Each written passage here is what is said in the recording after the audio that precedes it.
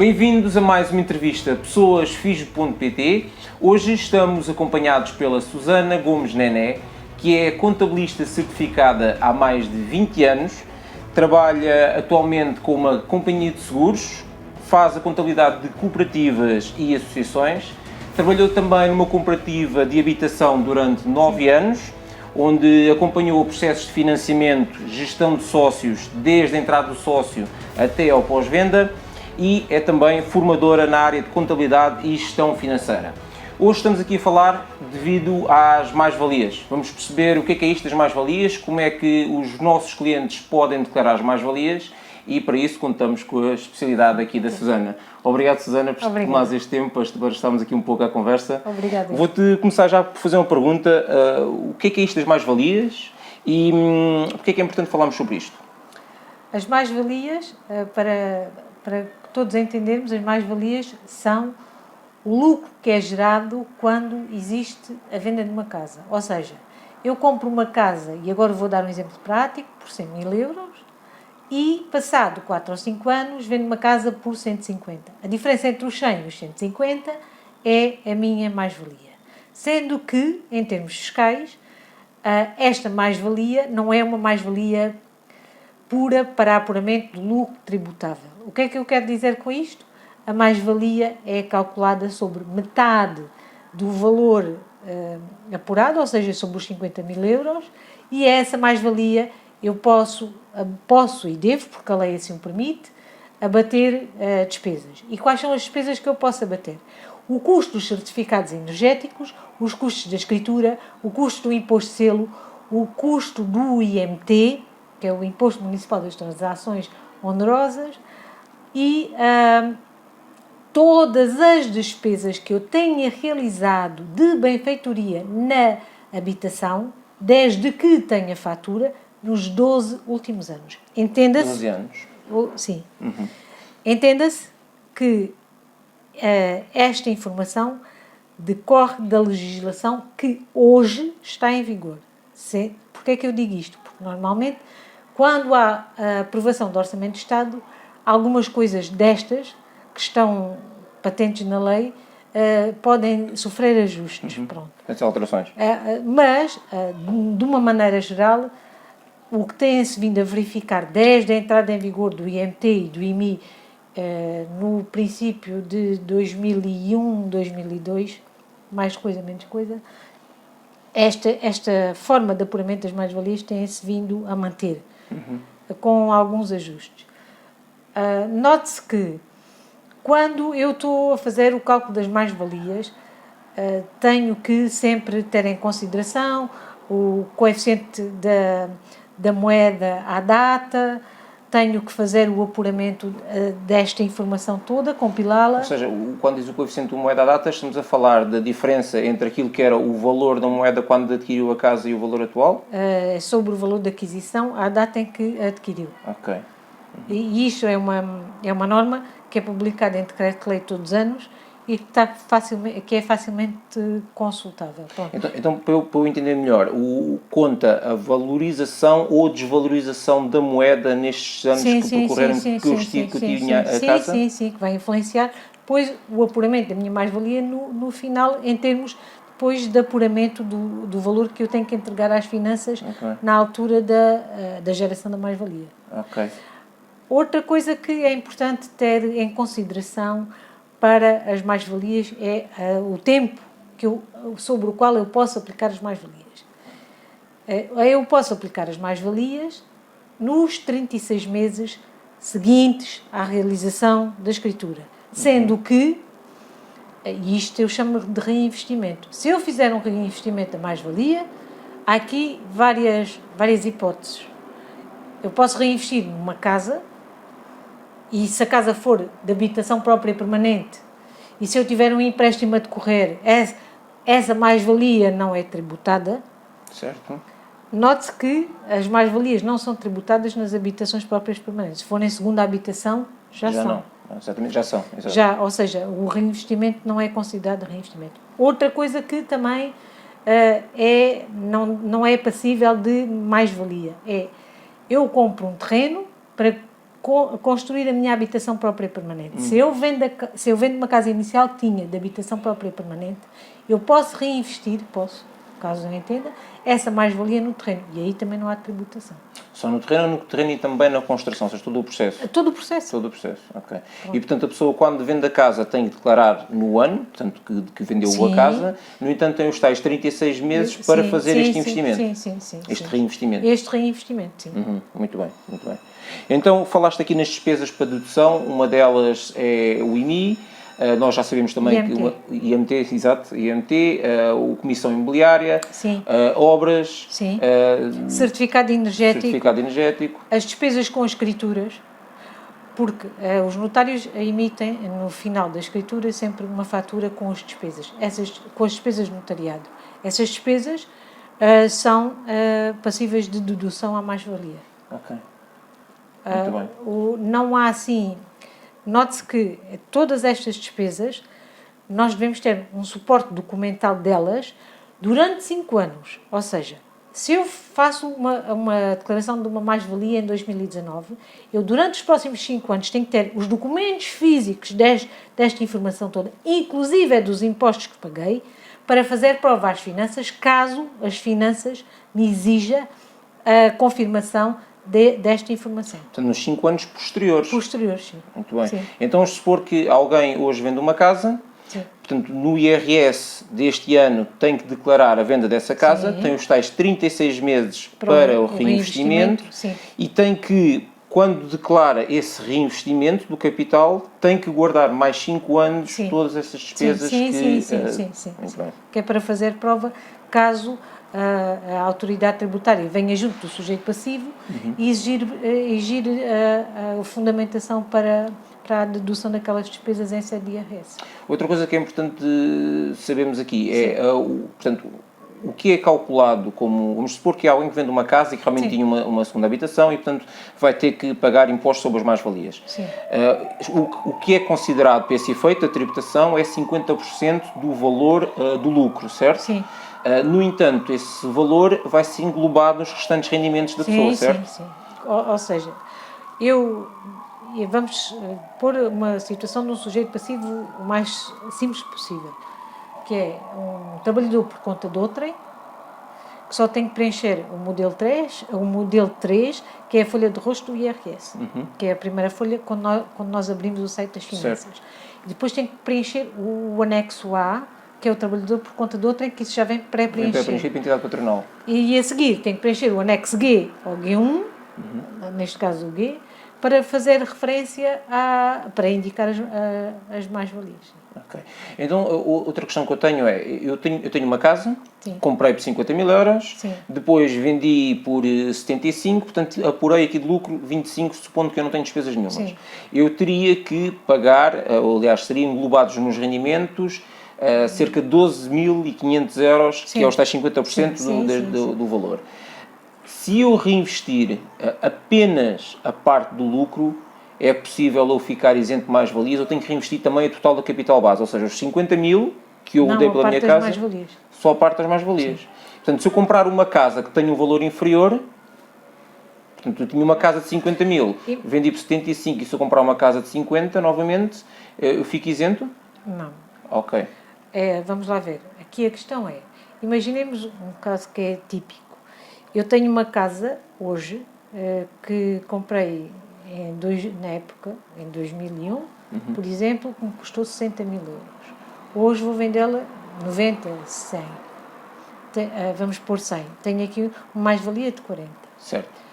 Entretanto, comprei uma outra casa.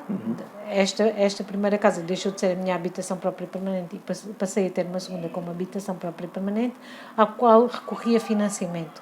Certo. Esta mais-valia que eu tenho aqui, se eu a reinvestir toda para pagamento deste financiamento, eu não vou ter mais-valia. Ok. Mas mesmo sendo no caso, depois reinvestir todo, ou seja, se for uma casa num valor inferior, vou ter sempre lucros, não é? Sim. Ok. E quando dizes reinvestir portanto, neste financiamento, estamos a falar em que pode ser uma vertente de entrada para a casa ou mesmo em prestações do próprio crédito? Não, imaginemos que eu tenho um financiamento de 100 mil euros. Sim. Recebo uma mais-valia de 40 mil, eu entrego os 40 mil para bater aos 100. Ok. Portanto, tem que ser one shot, só Sim. de uma vez. Não pode ser, as primeiras prestações não poderiam ser incluídas neste... Não. Pronto, muito bem. Ok. Já fiquei com uma ideia mais clara. Muito bem, então, eu tenho aqui outra questão. Sim. Se eu tiver uma segunda habitação, tenho a minha habitação própria, vendi, portanto, estou sujeito a mais-valias, porque Sim. lucrei aqui algum capital, e tenho uma segunda casa. Ok. E eu quero fazer remodelações nesta casa. Posso aplicar o dinheiro que fiz, esta venda da primeira habitação, para remodelar a segunda habitação, tendo em conta que agora poderá passar a ser a primeira?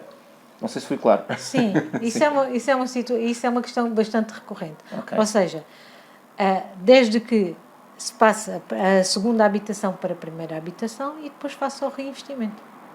Ok, portanto, tem que ser feito primeiro. Convém. Muito bem. Convém. Mudança, portanto, Isto é uma situação, a habitação própria e permanente, como é que eu a faço? Eu vou ao site das finanças e atualizo a minha morada e declaro que a minha casa passa a ser habitação própria e permanente. Domicílio fiscal, não é? Sim. Atenção que o domicílio fiscal não quer dizer que seja habitação própria e permanente. Ok. Domicílio fiscal pode ser uma morada, mas a habitação própria e permanente pode ser outra. Ok.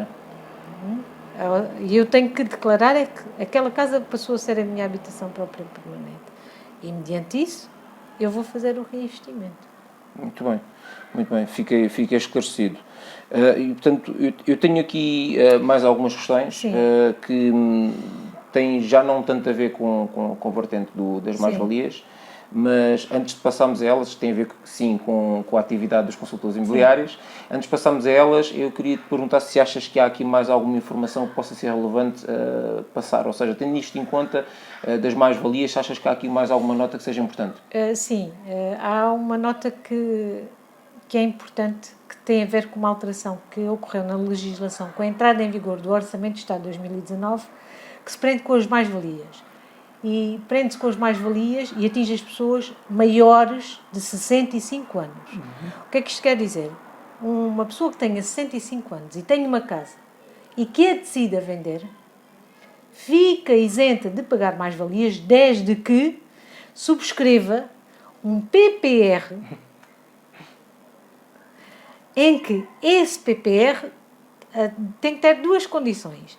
Primeiro, tem que dar uma renda periódica e quase perpétua à pessoa que subscreve o PPR e tem que ter uma taxa de 7,5%. De 7,5%? Sim, a renda tem que ser equivalente a 7,5% do capital. Sim, a 7,5% do capital. Isso é um retorno bastante grande. Aliás, tem que devolver parte do capital, sim. Então. Sim, o objetivo do PPR é esse. Sendo que, e agora há aqui uma nota, os PPRs têm uma limitação de idade para serem feitos, que só devem ser feitos até aos 70 anos. Ou seja, esta alteração à legislação, numa primeira fase, pode ser um fator aliciante, não é? E é, porque, dependendo da forma como eu subscrevo o PPR, posso fazer ou não resgates. Pronto. Mas isto é uma alteração que aconteceu com a entrada em vigor do Orçamento de Estado de 2019. A partir de que idades é que... Maiores de 65. Maiores de 65. Ok, então tendo em conta a esperança média de vida, se devolvem 7,5% do capital, a pessoa, se calhar passado 15 anos, já não tem mais rendas do PPR. Poderá ser ou não. Ok. Sim, em termos práticos, ao fim dos 15 anos, tens 100%. Não é? Pois, tens 100% do capital, exato. E aí deixa de contar com essa renda. E deixa de contar com essa renda, mas entretanto já recebeu o dinheiro que fez com aquela venda. É interessante porque é uma boa solução para aquelas pessoas que muitas vezes querem ir para aquelas residências séniores e já não estão em casa. Exatamente. Ótimo. para criar mais dinamismo também no mercado. Sim. Boa, não sabia dessa, obrigado. Muito bem, então vamos falar aqui de algumas questões, duas questões que eu tenho para ti, para os consultores imobiliários, que são importantes. A primeira tem a ver com a forma como eles entram no mercado. Tipicamente, a maior parte dos consultores imobiliários são pessoas que trabalham portanto, a regime de regime verde, são trabalhadores empresários em nome individual. São coisas diferentes. São coisas diferentes? Ajuda-me. Isto é importante, porque eu não tenho a terminologia correta. São coisas diferentes. Uma coisa é um trabalhador independente, outra coisa é um empresário em nome individual. Ok, então ajuda-me a esclarecer. É que o trabalhador independente passa recibos verdes, não deduz despesas. O empresário em nome individual passa recibos verdes, tem contabilidade organizada e deduz despesas. Ok, então o NI tem contabilidade organizada? Ainda há aqui outra vertente. É assim, pode optar ou não por a contabilidade organizada. Ok. Depois depende do volume de negócios. Eu tinha a sensação que hoje em dia o trabalhador independente e o NI eram dois nomes para a mesma coisa. Não, são coisas diferentes. Ok, muito bem. Então, e o que é que poderá ser mais compensatório para alguém que começa e que não tem rendimento e que vai provavelmente ter rendimento só passado 3 meses, por exemplo? Trabalhador independente. Trabalhador independente. E em alguns casos é importante terem atenção que um comissionista de uma agência imobiliária poderá estudar a hipótese de fazer atos únicos e não atos únicos uma vez por ano. E pode ser um por ano. Ok, muito bem. Porquê é que eu estou a pôr esta hipótese do ato único? O ato único tem a ver com uma situação que é, eu emito um ato único das comissões que recebi, por exemplo, durante o ano. Pago IVA, tenho que entregar, eu entrego IVA ao Estado e a entidade que me paga os meus rendimentos entrega o IRS. Certo. Tendo em conta que eu estou a entrar no mercado agora, provavelmente, independente, até aos 12.500 euros, estes atos únicos podem ser feitos. A partir dos 12.500 euros já tem que ser a coleta nas finanças, a pessoa tem que se coletar nas finanças, como trabalhador, tem que dar início de atividade e fazer ir ao site das finanças, abrir a atividade, uma coisa importante é escolher o código de atividade económica adequado a consultores imobiliários e fazer o processo normal de abertura de atividade e começar a passar recibos verdes. O ato único, numa fase muito inicial, ainda que não há experiência, não há certeza de comissões, não há nada, poderá ser uma solução. Ok. E portanto, ato único do nome disto tudo. Pode fazer apenas uma única vez, não é? Uma única vez por ano. Por ano? Ok. Ou seja, alguém que quisesse juntar, isto supondo, só para ter uma ideia, as comissões do ano. É possível? Ok. Não é benéfico, como é óbvio, não é? Tinha que esperar um ano para receber as comissões. Pronto. Isso depois já entramos naquela fase em que como é que eu quero trabalhar, não é? Exato. Mas sim, o ato único, por exemplo, pode dar para pessoas que entram em setembro ou outubro na atividade.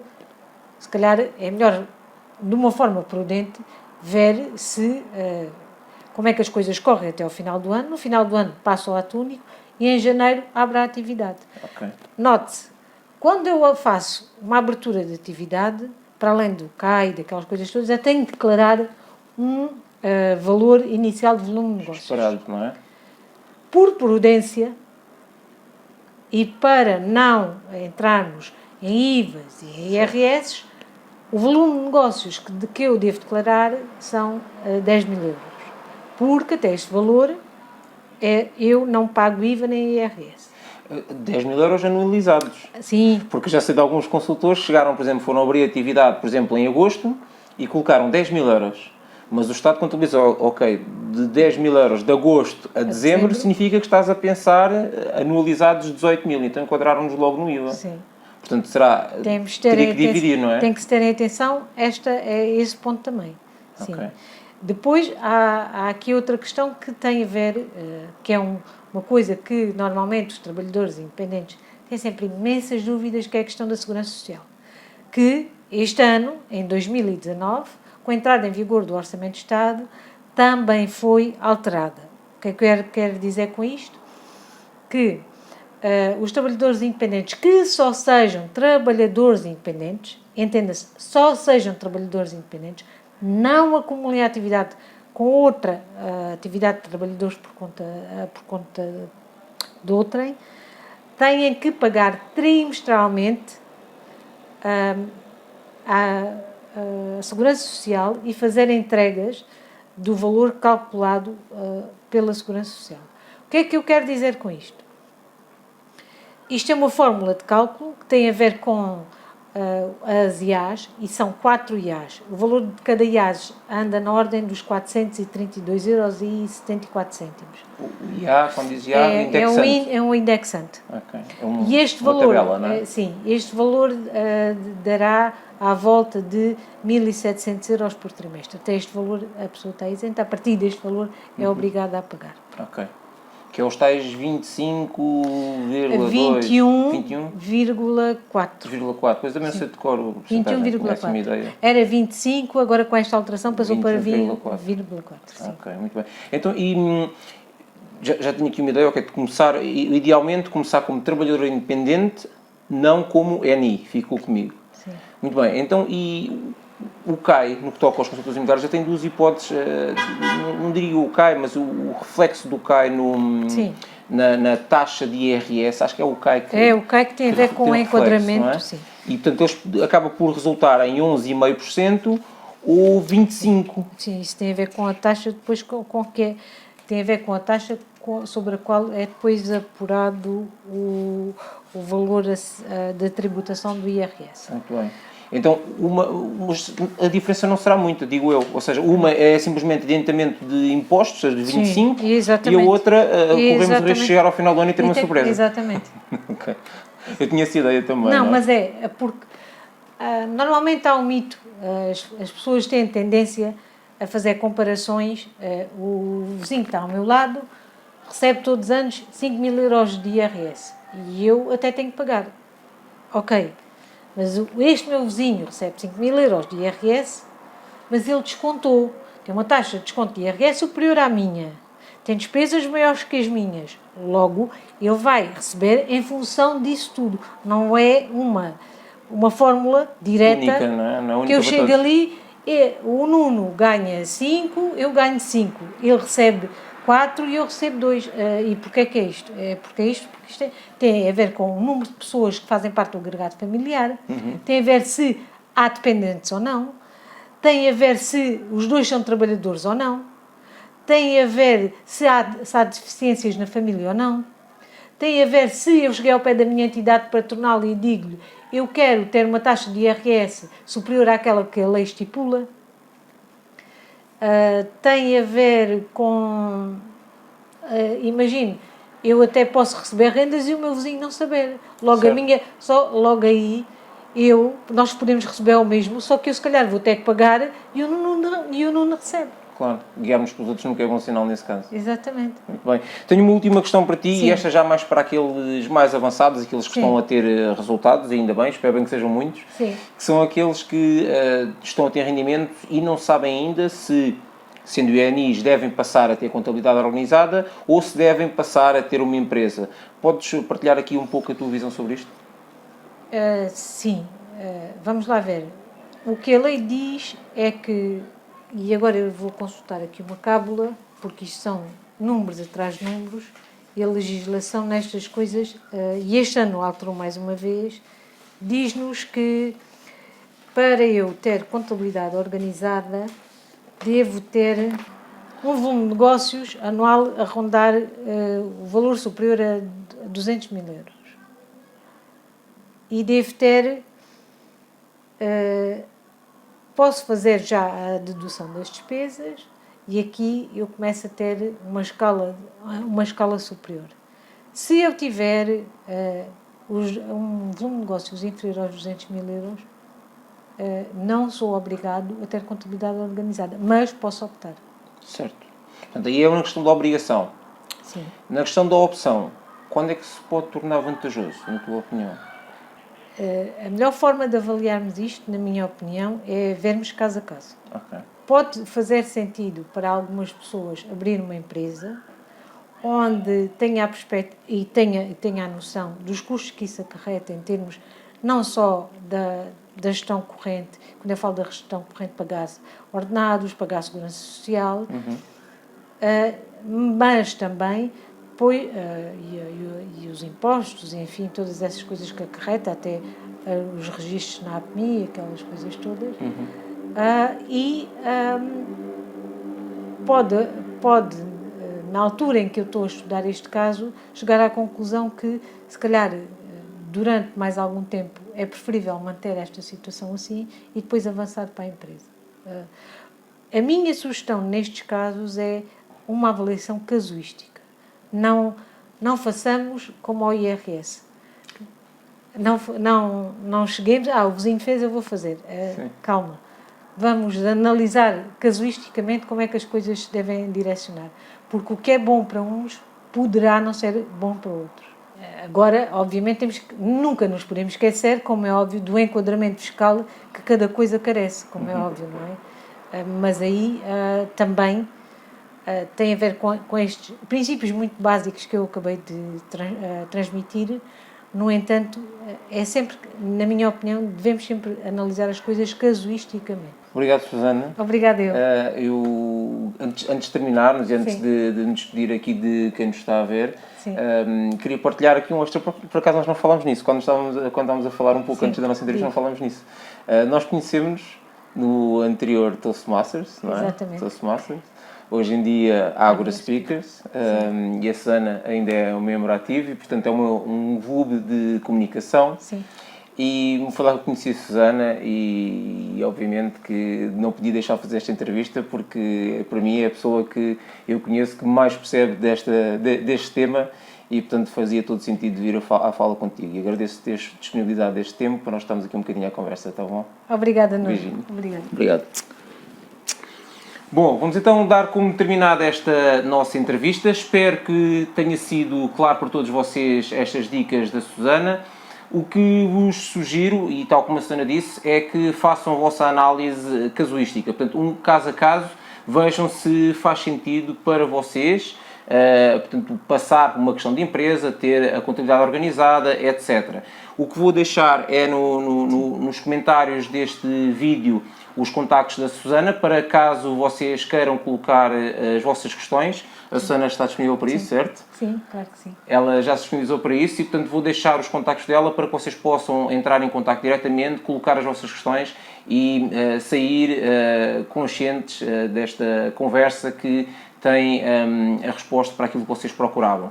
Espero também que tenha sido útil nesta vertente das mais-valias, tenham ficado com uma ideia mais clara sobre aquilo que podem comunicar aos vossos proprietários, aos vossos compradores, porque eu sei que muitas vezes o tempo não permite que nós nos possamos informar corretamente sobre estas questões e não há nada melhor do que recorrer a quem sabe para que nós consigamos estar um pouco mais informados. Esta foi então a nossa entrevista, espero que tenham gostado. Mais uma vez, sigam a Susana, falem com ela, coloquem todas as questões e vemo-nos na próxima. Até já. Até já.